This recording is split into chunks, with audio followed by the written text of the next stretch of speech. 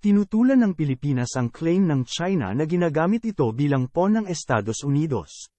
Sinabi ni Department of Foreign Affairs, DFA, Secretary Enrique Manalo sa isang talumpati na ipinaabot ni DFA Assistant Secretary Marshal Luis Alferez sa Strategic Communication Workshop ng Merchant Marine Academy na mayroong ilan na nais ituring ang WPS bilang isang usapin sa pagitan ng mga makapangyarihang bansa at ang Pilipinas ay isa lamang pawn sa larong ito. Subalit nanindigan ng kalihim sa pagtutol sa naturang nosyon. Aniya ang naturang pronouncement ay isa lamang simpleng paraan ng pagpapaliwanag ng komplikadong isyu na sinabi nitong idinisenyo para manipulahin ang mga tao para mag-disengage. Sinabi din nito na hindi bystander lamang ang PH sa sitwasyon sa WPS dahil kailangan nitong kumilos para protektahan ang ating interes sa pamamagitan ng paglaban sa mga narratives na naglalayong ilihis tayo mula sa ating mga layunin. Ikinalungkot din ng PH top diplomat ang narrative na bumabalot sa isyu sa West PHC sa mahabang panahon na. Aniya, ang nasabing narrative ay hinahadlangan ng misinformation at manipulasyon at naghahasik ng pagkakawatak ng mga bansa at mamamayan. Sinabi din ni Sec. Manalo na dapat ay lahad ng PH ang ilegalidad ng siyam na dash line ng China na ginagamit na basehan para i-threaten ang kabuhayan ng mga mangingisda sa pamamagitan ng harassment at intimidation at para sa reclamation activities nito na nakakasira sa kapaligiran sa naturang karagatan. Ibig mo sabihin, pati ako naloko ni Morales. Kung sinabi ko na yung papel na list. Hindi naman po, Your Honor. Yun po ay sagal ng akin lang po. Matay ko pong isipin sa akin po ang sarili. Pero mo, nakita mo yung papel. Ulitin ko nga, nandoon yung mga pangalan ng mga sasakyan ninyo. Kinonfirm ninyo na organic vehicle niyo yun. Di ba? O siya, kinonfirm niya, siya ang pumirma. Papel doon, siya pumirma. So, ngayon, ang problema lang is, hindi natin malocate yung papel. Nasaan yung papel. Pero, wag mo kung, do not impress me that ako'y naloko ni Morales. Hindi naman po, Your Honor. Wala talaga yung papel na yan. Wala as far as you are concerned, dahil wala talaga sa inventory ng records ninyo. Am I correct?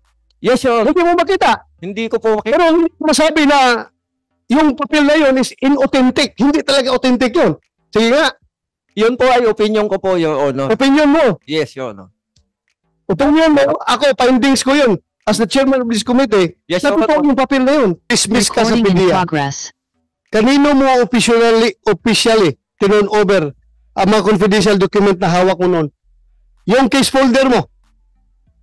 Yung umalis ka na sa PDEA, di ba? Na-dismiss ka sa PDEA? Yes, Your Honor.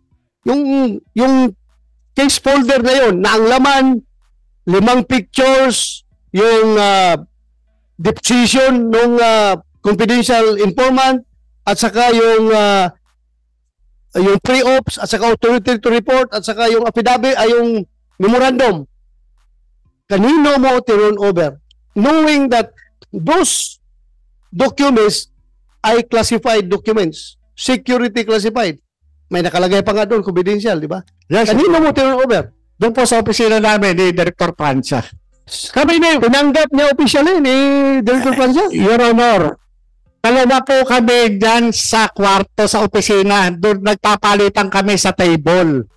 Dalawa po kami, Your Honor. Nung nagkaroon kami ng relief order, nirelieve kami, napunta kami ng NCR, hindi na po ako nagkaroon ng pagkakataon na makahawak pa ng anumang folder. Ultimo nga po, case folder, hindi ko nanawakan. Kaya pati nga hearing ko, hindi ko nga naatinan.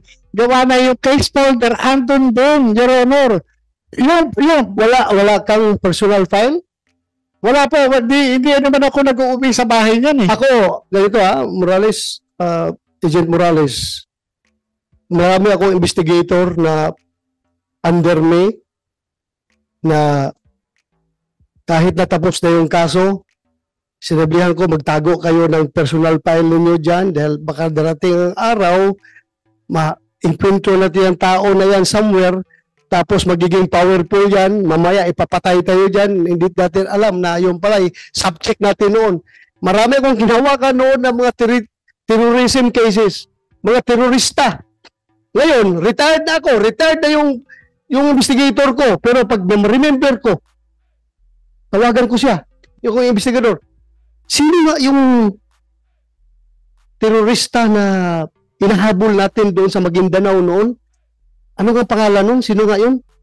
Sino nga yung mayor doon na hindi lang protektor kundi siya mismo ang drug lord sa kanyang munisipyo? Automatic yung investigador na may hawak ng kaso noon, mayroon siya personal file. Sir, si Kuan yun, sir. Ito yun. Tingnan ko muna sa file ko. Hindi mo ba ginagawa yan? Personally? Your Honor, yun yung totoong nangyari. Wala ako talagang nadalang file. Nandun po. Ultimo nga case folder, Your Honor. Yung case folder mismo ng mga kaso na hindi nga po. Nandun po. Hindi. Wala akong nadala, Your Honor. So, kung siya, kung naiwan ito doon sa IIS nyo, nasaan ito ngayon?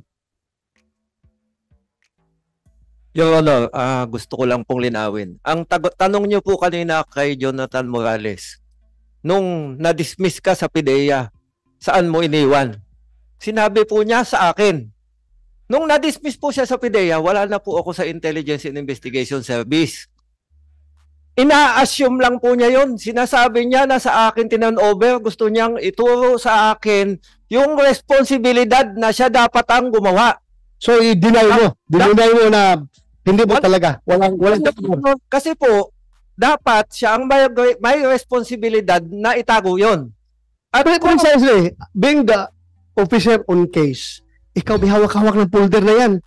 Tapos pag umalis ka na dyan, talaga siguro mo zip keep yan, ibigay mo doon sa, turn over properly sa sinong investigador na papalit sa'yo.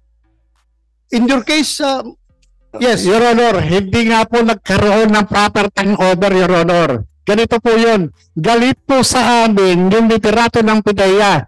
Yung sinasabi niya na ako raw, nung na-dismiss, hindi po, ang pinag-uusapan po natin, di ba yung sinasabi ko nga sa inyo, nung na-relieve kami sa IIS, na-relieve po kami from IIS to NCR, hindi na po namin nahawakan yung anumang dokumento. Kung sila, kung saan nakakahawak dahil pero kami, lalo ako, hindi po. Dahil mainit po sa akin ang PIDEA leadership noon pa. Nung magmula nung na-relieve kami doon. Sinasabi ko nga po sa inyo, kaya nga po ako nagreklamo na noon sa publiko. Kasi, nung panahon yun, nag-file pa kami ng kaso sa IAS.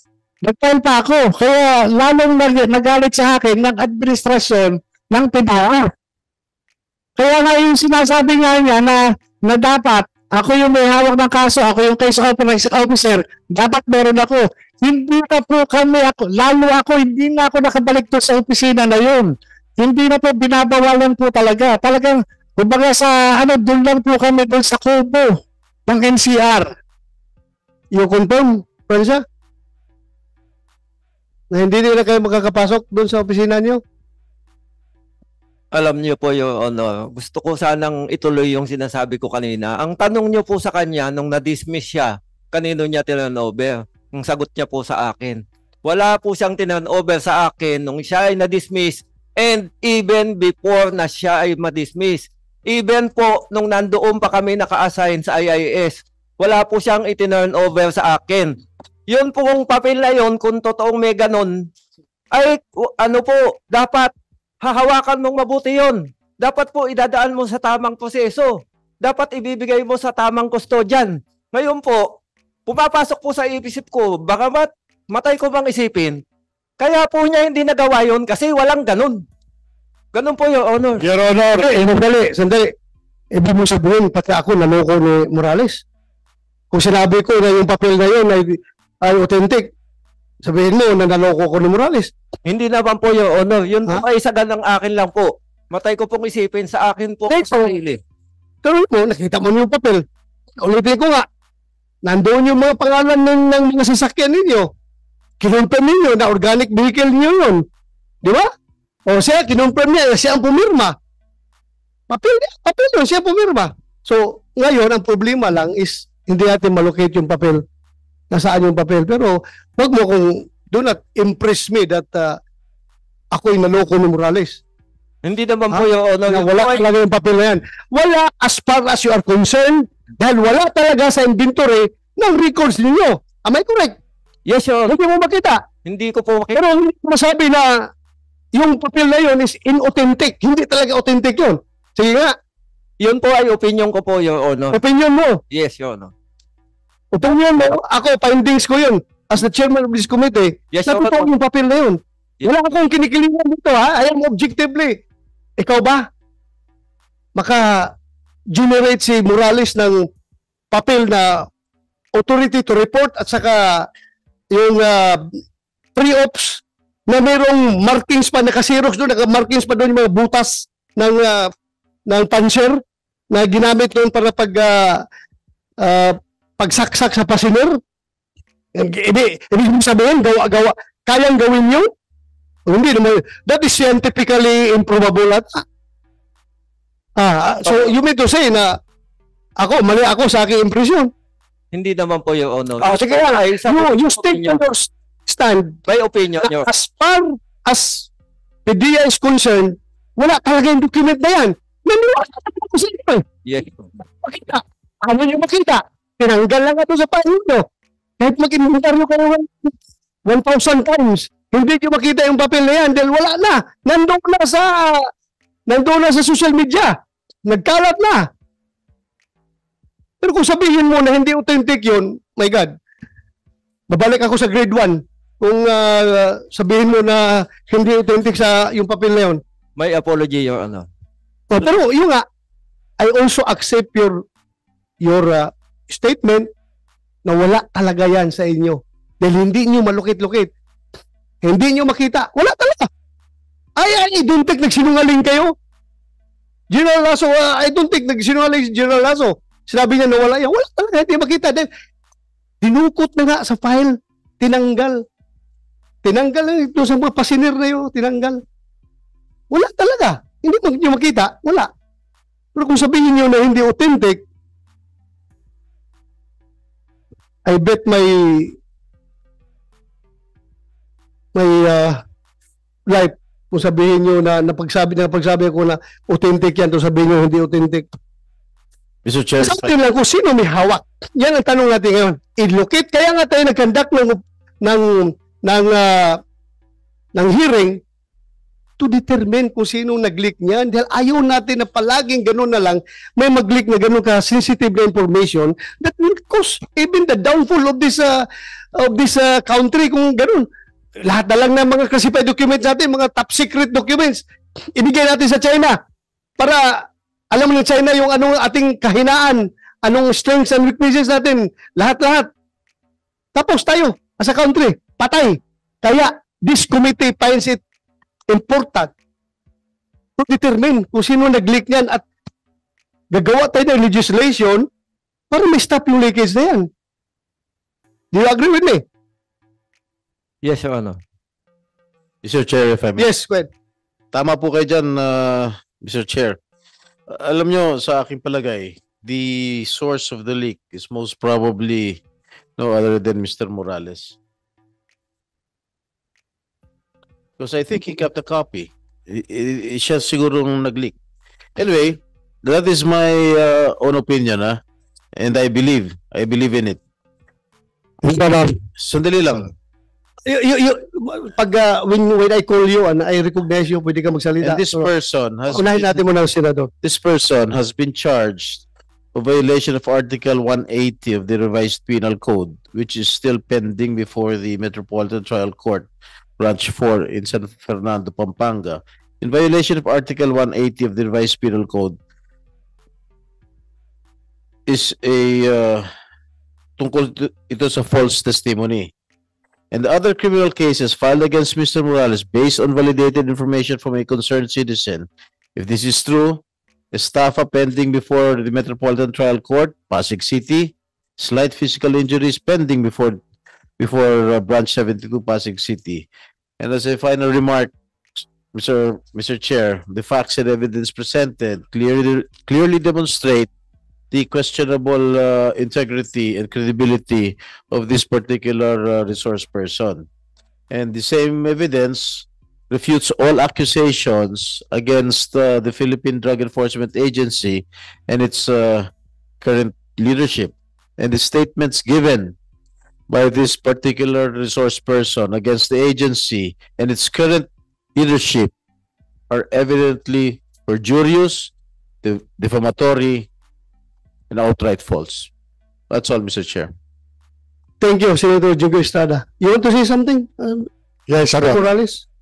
Yung pong sinasabi ni ni Honorable Senator Jinggoy Estrada na ako daw di umano yung sa palagay niya ay pinanggalingan.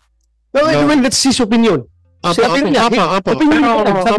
Pero mali po 'yon. Kaya nga po ako sumulat sa sa Director General ng PIDEA para i-submit yung sarili ko sa isang formal investigation. Willing and able po ako na kumarap sa anumang investigasyon para patunayan na wala akong kinalaman dyan. Unang-una, Your Honor, ang PIDEA, katulad ng paglalabas po dyan, ito po downloaded po, pinadownload ko po dun sa kamag-anak ko. Ito po nga appointment ni Director Emitario Pitong na disapprove ng Civil Service Commission. Well, I'm going to go to that. Apo, Your Honor. Ito po, yung ano po lang, yung inano ko lang po, Your Honor, yung paglilik ng dokumento. Pangalawa, meron po ako Apo, Your Honor. Is that document classified? No, Your Honor, wala naman siyang security classification, Your Honor. Wala security classification. Ito po, letter niya doon sa Special Envoy ng Transnational Crime Overseer. Firmado po ng isang Director General ng PIDEA na may pangalang Moro Virgilio Lasso. Ito po yun. Yung sinasabi po na paglilik ng mga dokumento mula doon sa PIDEA, mukhang hindi na po ordinaryo. Sapagkat doon pa lang, doon sa pagkakaroon ng awayan doon sa PIDEA, allegedly involved si Director Lasso at saka yung isang Attorney Delgado. Nagmula po yung pag-away na yan, pag-umpisa po yun, may mga naglabasan ng mga dokumento. Ito po. So, we are alluding na posibleng nag-riskback si Attorney Delgado against General Lasso? Kaya naglabasan yung mga papilis na yan? Mukhang magmula nagkaroon ng ganon, biglang nagkaroon ng labasan ng mga dokumento. Hindi ko po sinasabi na si Attorney Delgado. Pero magmula na nagkaroon ng problema sa PIDEA patungkol doon sa kay PG Lasso at saka doon sa isang Attorney Delgado, nagkaroon na ng mga leakage ng mga dokumento sa PIDEA. Pangalawa, yung pong sinasabi ni Honorable Senator Jingo Estrada na ako ay may mga kaso. Totoo po yun, may mga kinakaharap po akong kaso. Ito pong mga kaso na ito, hindi ko po ikinakaila. Hinaharap ko po ito sa korte. Hinaharap ko po yan. Lahat po yan, panay mga harassment case lamang po laban sa akin. Hindi po, kono ako ay nakasuhan, ay ako po ay guilty na. Dapat, susundin po sana yung presumption of innocence na ginagaranti ng Constitution. Hindi naman kono po yung tao nakasuhan na wala na siyang karapatan. Yun po sana, no? I understand. Thank you.